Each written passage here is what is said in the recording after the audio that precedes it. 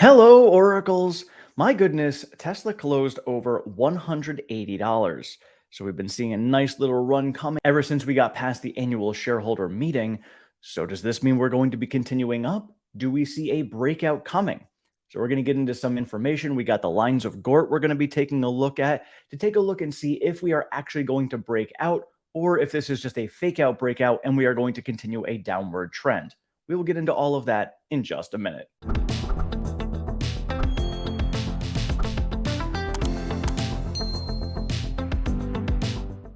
All right, so looking at the charts, we did come up and we filled this gap at the 177.65. Above this, we have that tiny little gap to 183.58. So now that we have determined whether we're going to be filling that gap to 177 or the 146 gap first, realizing that it was the 177 gap that we were filling first, the next question is going to be, where do we go from here? Well, let's take a look at the RSI. We are currently at 58, pushing up a little bit higher. And again, as we've been talking about, we've been going from overbought to oversold, stuck in oversold, overbought, down to oversold. So looking at the way we are trending, there's a chance we're going to be pushing up into that overbought range again. Now we're looking at the macro environment and the different ways that it can swing. We've got Congress trying to figure out about the debt ceiling. They have never defaulted before. We have seen this time and time again. They go through these debates right up into the last minute, and then they end up changing it and raising the debt ceiling anyway. I'm really not too concerned about that. So all the noise that we hear coming out of Congress, whether it's manipulation for the market or whatever they want to do, I'm not concerned. I have no doubt they are going to be able to pass this bill to go through and raise the debt ceiling. I'm not a fan of it. I don't agree with it. I think they need to knock their spending off. However, it is what it is. That's what's going to happen most likely.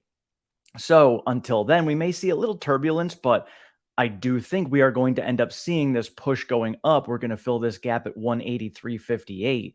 We could be pushing up into this overbought range. Now, where that pushes us up to could be up to that $200 range again. So we may get back up there. But I do still think by the end of this year, we are going to be filling this gap down to 146 and all the way down to 114. And so now when we're looking here at the lines of Gort as of May 19th, it's getting interesting. Is there a change in the wind? $250 or more by the end of the year? Historic, not predictive, not financial advice. And so looking at his chart here, you can see that we've been bouncing off of this green line coming up, but we're still within that downward red channel.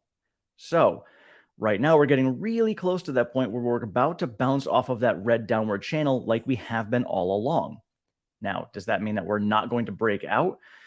This is where it comes down to it, is if we get the right volume and we could push through this, like we saw previously, we needed some strength coming from the S&P. We got that in the middle of last week. That is what pushed us up to this 180 level now. However, looking at the fact that we're right on this red line right here tells me that we could be pushing up, hitting that 183 gap, and then bouncing down off of that. So the 183 gap is very tiny, so maybe we do not fill it. But looking at the charts here, seems like we're on small upward channels that just keep on leading downward in the longer term. So my thoughts on this, and I had shared it with Gort, were we might end up hitting both. We might hit 250 and we might end up hitting 100. So we could bounce up very high and then come back down. Based upon the lines he has drawn here, if we continue that downward trend in the red channel, we will not hit $250 before we fill those gaps down below. So we may very well fill those gaps down below and then start to climb up.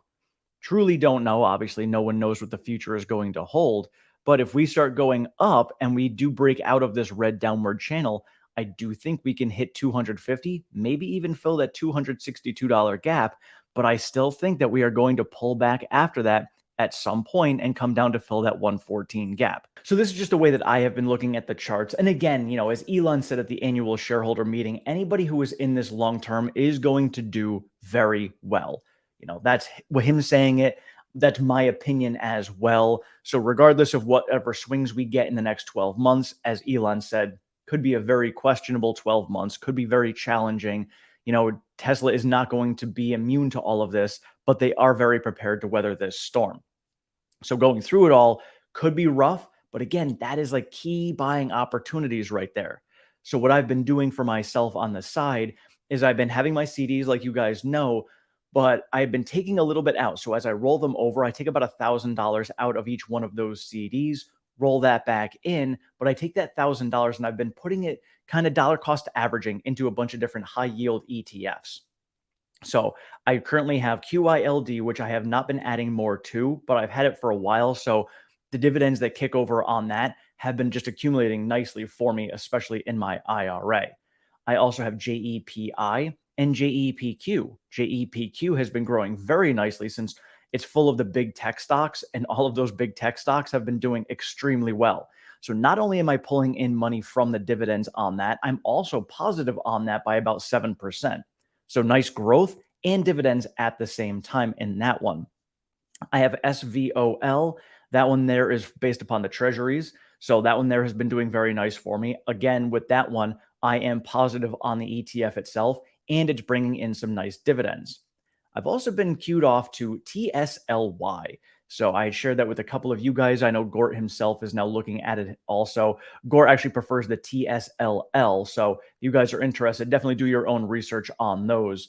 But I'm going into TSLY. I believe Robert, and I apologize if I got the name wrong. I believe Robert is the one who coined me into that one.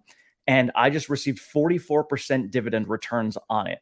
Now, it was closer to 70% previously, so that has come down significantly. Don't know how long this is going to last, but either way, I mean, 44% return, I'm not going to complain about that. So I've kind of diversified into a lot of high yield dividend ETFs just to kind of get some cash flow coming in so they can utilize that to buy more Tesla stock as well as it dips down. So I'm kind of rolling a bunch back into ETFs, just kind of making that snowball effect happen to get as much free cash flow coming in from all of my CDs and dividends that I can get, and really getting my money to work for me and make me more money because of my money. And one last thing to discuss is the Cybertruck that's coming up. There's been a report that's coming out saying that the Tri-Motor might actually be coming out around the $75,000 mark, as that would be competitive with the Ford and the Rivian in that category. Well, I'm looking at it and some people are saying it should be over 80, but 75,000 does make a lot of sense because when you're looking at it from the EV credit standpoint, being under $80,000 means that that would qualify.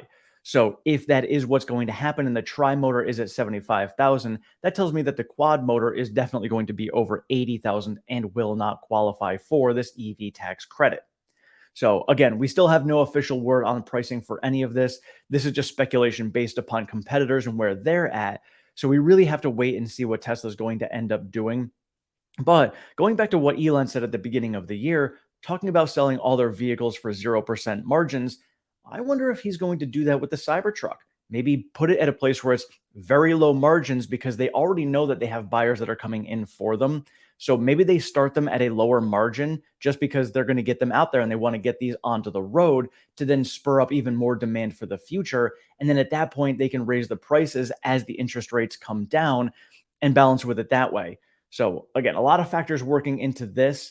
Maybe they end up going the other route. Maybe because there are so many people who are willing to buy this, regardless of what the price is, maybe they'll go with a higher price and they're not concerned about the EV tax credit. So we still have to wait and see what Tesla's going to do on this. But based upon some speculations and looking at competition, the Tri-Motor may be coming in at that $75,000 mark. We will find out hopefully soon enough. And tomorrow I'm getting my paycheck coming in from YouTube and Google. So I will be able to show all of you guys all the super chats, the super thanks, all the money that you guys have contributed to me to help this channel out. I'm going to be converting that directly into Tesla stock. So once I get that cash coming into my account, I will then show you guys what I'm doing, and I'll tell you guys how many shares I will be able to pick up with all of that. I haven't done the math yet, so you guys will be here with me when we do that for the first time, and we'll get to enjoy all of that. I'll get those shares put out there, and I think this week looks like I'll be hitting 69 shares of Tesla stock thanks to you guys, and that's going to be awesome. First time going into it, and you guys helped me hit 69 shares. So I'll share that with you guys tomorrow when I have my video out. Otherwise, thank you all so much for all of your support. I appreciate all of your feedback. Have a great one.